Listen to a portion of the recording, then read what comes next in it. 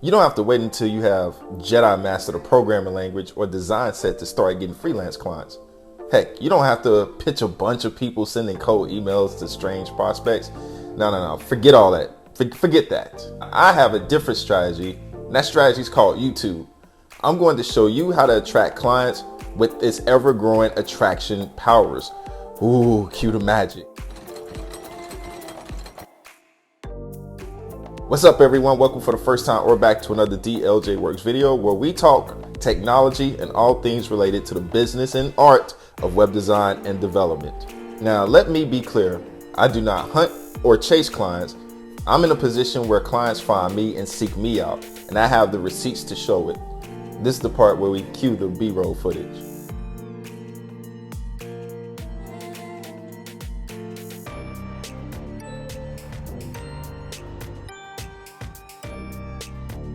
Now, how did this happen? Well, if you've been following my channel for a hot minute, you know that I preach documenting your process.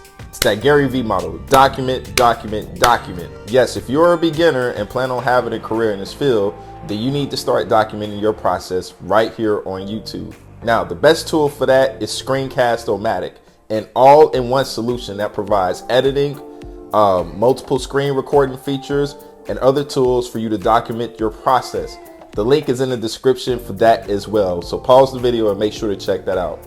Now, if you take a look at my channel today, especially with the last several videos I recorded, I talk a lot about video subscription services such as Uscreen and Vimeo OTT. Now, I saw there was a need for these tools to be taught and businesses needing someone with expertise using these platforms. So I took my skills with HTML, CSS, content management systems, JavaScript, and married these to those platforms. Now, what's going to help you get clients even faster is niching down your skills and advertising your expertise. Now, it's not good enough to just be doing coding tutorials, but you have to align your coding skills with the platform or personal projects so viewers can visually see what the end result of that code is going to bring. Now, for me, over the years, I've done this with WordPress, offering CMS services, content management systems, to people who found these two videos inboxing me for their help.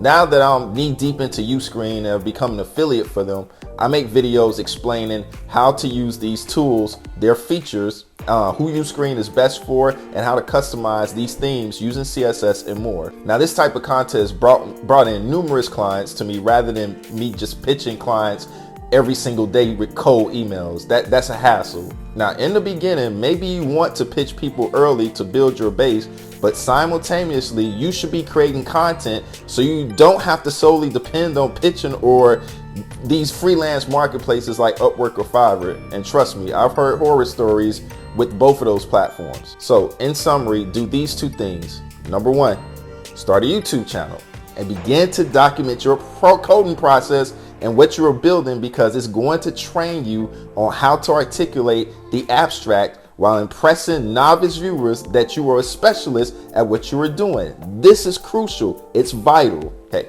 Number two, take your coding experience, pick a tool, and start applying your knowledge to that tool to offer specific services to a specific group of people.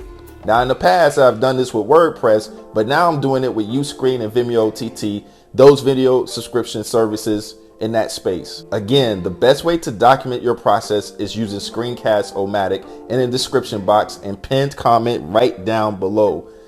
That's the end of the video. Go there and do that now. Thanks again for watching, and I'll see you guys in the next video.